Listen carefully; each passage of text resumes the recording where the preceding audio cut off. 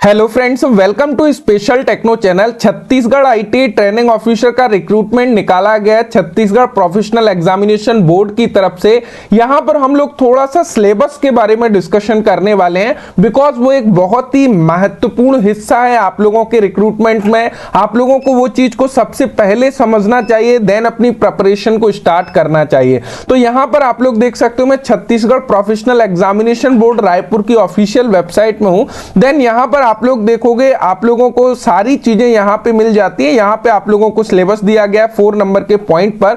इसके detail notification को हम लोग ऑलरेडी डिस्कशन कर चुके हैं। आई होप आप लोगों ने वो वीडियो को देख लिया होगा, जहां पर मैंने सारी चीजों को क्लियर किया है। लेकिन सिलेबस पर्टिकुलर इन्होंने जारी किया है, तो सिलेबस को समझना बेहद जरूरी है। अब यहां पे सिलेबस का लिंक मैं आप लोगों को डिस्क्रिप्शन में दे दूंगा। जो भी अलग अलग ट्रेड के स्टूडेंट्स हैं, वो यहां पर अपने सिलेबस को डाउनलोड करके अपनी स्टडी को स्टार्ट कर सकते हैं। लेकिन उससे पहले मैं थोड़ी सी चीजों को क्लियर करना चाहूंगा गाइस। जो भी डिप्लोमा स्टूडेंट्स हैं या फिर डिग्री स्टूडेंट्स हैं, वो जो है जिस भी डिसिप्लिन के अंतर्गत आते हैं, जैसे कि मैकेनिकल के अंतर्गत आएंगे, तो वो कुछ मल्टीपल ट्रेड्स में अपने फॉर्म को फिल कर पाएंगे, लाइक फिटर, टर्नर, मशीनिस्ट, इस प्रकार। तो आप लोगों को थोड़ा सा सिलेक्ट करना होगा अपने अकॉर्डिंग, कौन सी ट्रेड में आप लोग जो है फॉर्म को फिल कर रहे हो। वहां पर आप लोगों को कुछ टारगेट रखना होगा। ऐसा नहीं है कि आप जंप करते चलोगे, बिकॉज आईटीआई की यदि ट्रेड्स को देखोगे तो वहां पे कुछ ट्रेड, जैसे कि यदि वेल्डर की तरफ जाते हैं तो वहां पर वेल्डिंग से रिलेटेड ज्यादा क्वेश्चन आने वाले हैं।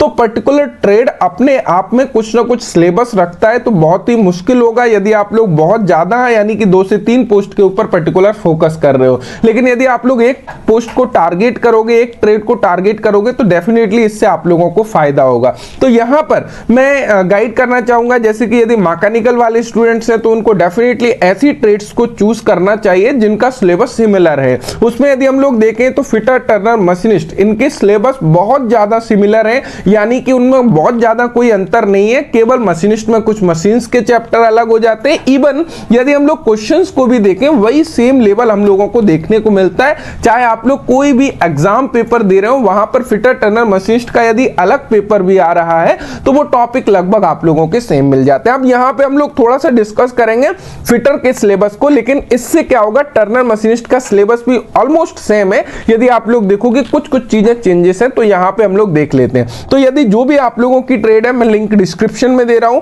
वहां से जाने के बाद आप लोग यहां से अपने ट्रेड के अकॉर्डिंग जिस भी पोस्ट में आप लोग फॉर्म को फिल कर रहे हो, उसके सिलेबस को डाउनलोड कर सकते हैं। लाइक यदि मैं टर्नर के सिलेबस को डाउनलोड करना चाहता हूं, तो टर्नर पर क्लिक करके यहां पर कंप्लीटली पीडीएफ आप लोगों का आ जाएगा, जिस पे जो है आप लोग जो है डाउनलोड कर सकते हो। अब थोड़ा सा हम लोग फिटर का सिलेबस देख लेते हैं। ये पीडीएफ फॉर्मेट से मैंने पीपीटी पर बना लिया है, जिससे कि आप लोगों को बताने में आसानी हो। बाकी ये ऑफिशियल सिलेबस है, आप लोगों के वेबसाइट से डाउनलोड किया हुआ। अब यहाँ पे थोड़ा सा गाइस अंडरस्टैंड करिएगा, मैं एक एक चीज आप लोगों को थोड़ा सा क्लियर करना चाहूंगा, बिकॉज मैक्सिमम स्टूडेंट्स फिटर के हैं। यदि आप लोग डिमांड करोगे सर टर्नर की भी पर्टिकुलर वीडियोस बनाइए, कमेंट जरूर करिएगा, या जो भी आपकी ट्रेड है तो मैं उसके ऊपर वीडियो बनाने का प्रयास करूंगा। यहां पे समझिएगा।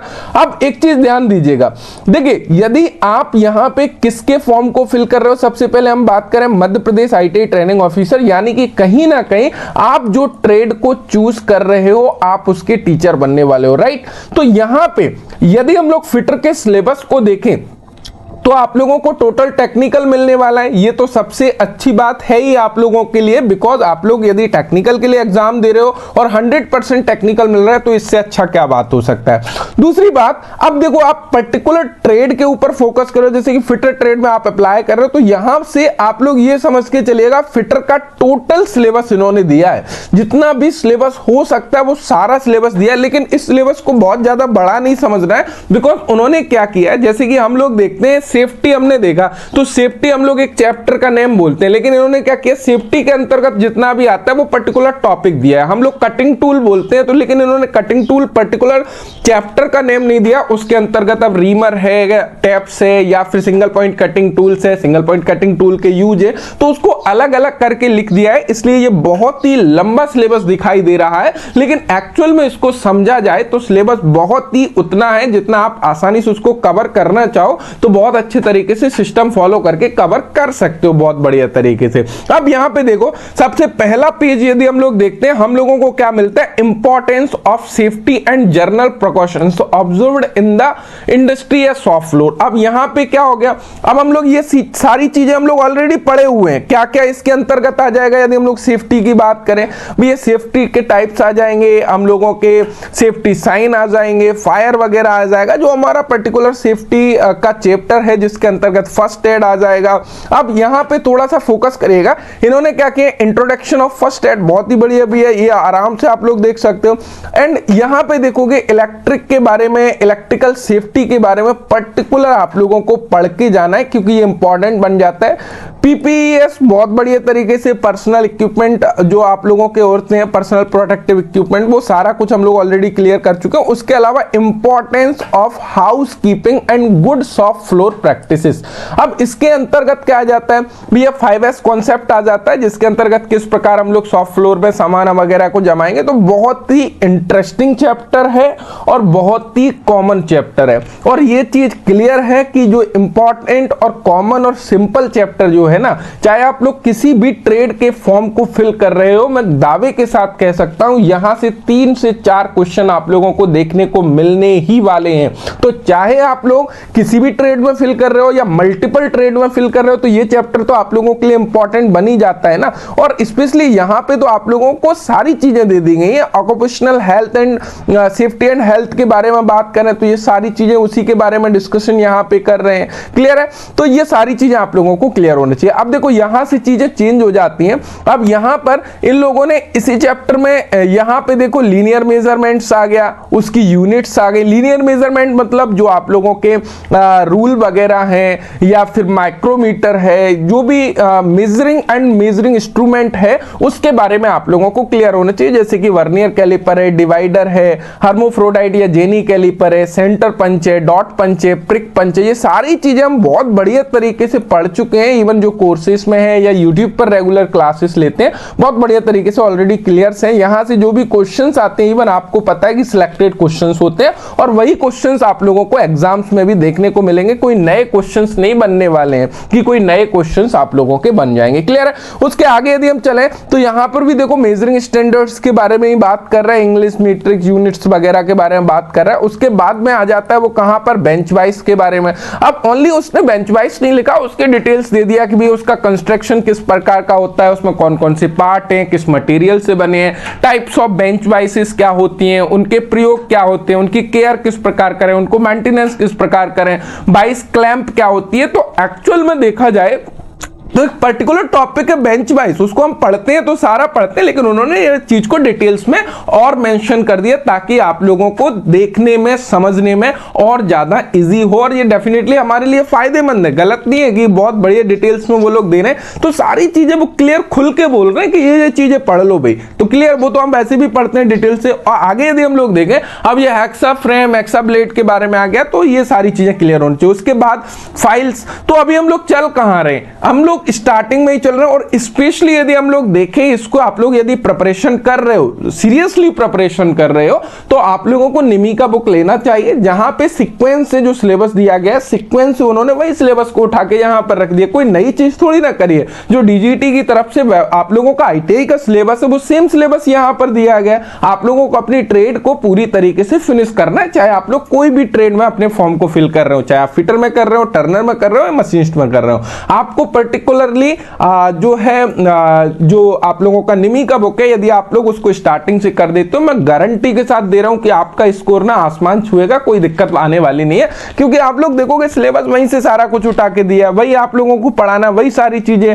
यहां पर भी देखो सेम डिवाइडर्स है, स्क्राइबर्स है, बी ब्लॉक्स वगैरह है, वो सारी चीजें के बारे में क्लियर किया है। यहां पर वो ट्राई स्क्वायर्स के बारे में आ गए, ऑर्डिनरी डेप्थ गेज के बारे में आ गए, प्रोटेक्टर के बारे में आ गए, मार्किंग मीडिया के बारे में आ गया। मार्किंग मीडिया में आप लोगों को पता है सारी चीजें, व्हाइट वॉश है, प्रेशियन ब्लू है, सेल्यूलोज लैक्वेयर है, तो वो सारी चीजें हम लोग ऑलरेडी पढ़े हुए हैं। बस आप लोगों को सिलेबस के अकॉर्डिंग उनको एक बार समराइज कर लेना है कि कहीं कुछ चीजें छूट तो नहीं रही है, कहीं कहां पर मेरी वीकनेस है। उसके अलावा देखो हम लोग थोड़ा सा वीक पॉइंट की ओर जाते हैं, जहां पर आप लोगों को स्पेशली जो मेरे स्टूडेंट्स हैं उनको थोड़ा सा फोकस करने की जरूरत है, या फिर मुझे भी उस तरफ फोकस करने की आवश्यकता है, जहां मुझे लग रहा है जो इंपॉर्टेंट बन जाता है। देखो ये सारी चीजें बहुत ही सिंपल चल रहे हैं, ट्रेमल वगैरह, ये सारी सीट मेटल वगैरह सारी चीजें ऑलरेडी हम लोग डिस्कशन करे हुए हैं, यहां पर कोई भी इतना खास नहीं है, ये बेसिक चीजें चल रही हैं। यदि हम लोग आगे देखें तो देखो यहां पर सीट एंड वायर गेज, ये भी अपने गेजेस के अंतर्गत आ गए। Various type of metal joints के बारे में इन्होंने बताया है, तो ये सारा टॉलरेंस के बारे में बताया हुआ है कि जॉइंट्स में क्या क्या टॉलरेंस है। सोल्डर फ्लक्स के बारे में, बेसिकली ये सोल्डरिंग के बारे में सारा चीजें चल रहा है।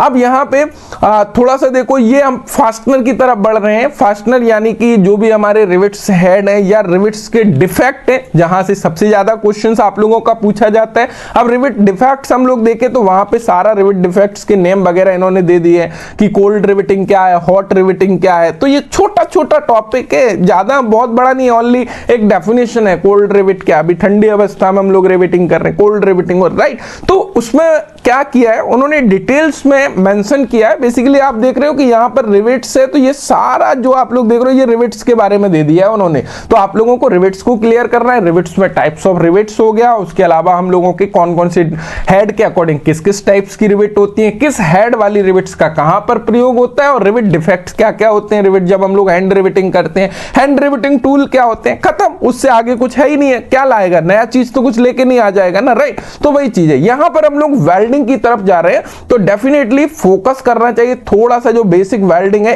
इस पार्ट को थोड़ा सा आपको मजबूत करने की आवश्यकता है, बिकॉज यहां से क्वेश्चंस आने वाले हैं, आप निश्चिंत रहो इस चीज से। उसके बाद में यहां पर यदि हम लोग देखें, ड्रिल यानी कि कटिंग टूल के अंतर्गत आ गया। ड्रिल मटेरियल में टाइप्स अकॉर्डिंग टू सैंक या फिर अकॉर्डिंग टू यूज, वो सारा कुछ हेलिक्स एंगल के according, H type, S type, N type, वही सारी चीजें हम लोग पढ़े हुए, कोई बहुत ज्यादा दिक्कत वाली बात नहीं। उसके बाद में रीमर्स आ गया, उसके बाद में क्या आएगा, टैप्स आएगा, वो सारी चीजें आप लोग ऑलरेडी कटिंग टूल में है। अब यहां पे देखो टैप रिंच आ गया हमारा, अभी हैंड टैपिंग करेंगे तो टैप रिंच के अकॉर्डिंग कौन कौन सा, डिस्क आ गया, डायल स्टॉक आ गया, डाई आ जाएगा। तो ये सारी चीजें यहां से यहां तक मिल जाती हैं। अब ये ग्राइंडिंग व्हील्स के बारे में आ गया। ग्राइंडिंग व्हील से क्वेश्चंस की बात करें आईटी स्टूडेंट्स के लिए कहां से पूछा जाता है, ये उसकी मार्किंग वगैरह से पूछा जाता है। टाइप्स ऑफ बॉन्ड के अकॉर्डिंग पूछ लेता है, टाइप्स ऑफ एब्रेसिव के अकॉर्डिंग क्या क्या यूज है उसके बारे में पूछ लेता है, तो कोई दिक्कत वाली बात नहीं है। उसके अलावा यदि हम लोग आगे देखें तो यहां पर ये किसकी तरफ आ गया, ये बढ़ गया भैया pig iron, wrought iron, types of cast iron के बारे में, जहां पर फर्नेसेस के बारे में स्पेशली आप लोगों से पूछा जाता है कि किस फर्नेस में क्या प्रोड्यूस होता है। यदि हम लोग कप्यूला फर्नेस की बात करें, ब्लास्ट फर्नेस में बात करें, पुडलिंग फर्नेस में बात करें, तो किस फर्नेस से क्या प्रोडक्ट निकलता है, या फिर उसमें क्या क्या प्रोसेसेस होती हैं, क्या क्या रॉ मटेरियल्स डाले जाते हैं, तो वो सारी चीजें specially types of cast iron के बारे में आप लोगों को पढ़ना है, जहां से बार बार क्वेश्चंस पूछता है।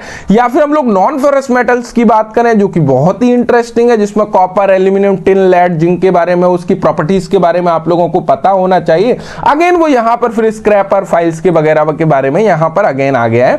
उसके अलावा यहां पर देखोगे वर्नियर माइक्रोमीटर का मटेरियल्स, यानी कि जो माइक्रोमीटर्स की ग्रेजुएशन, केयर, मेंटेनेंस, वही सारी चीजें मेजरिंग एंड मेजरिंग इंस्ट्रूमेंट से रिलेटेड यहां पर है। वही स्क्रू थ्रेड माइक्रोमीटर का कंस्ट्रक्शन, ग्रेजुएशन एंड यूज, या फिर उसमें जो एरर वगैरह है, वो सारी चीजें आप लोगों को क्लियर होना चाहिए। यहां पर वही सारा मेजरिंग इंस्ट्रूमेंट चल रहा है, डायल टेस्ट इंडिकेटर वगैरह, उसके बारे में इन्होंने क्लियर किया है।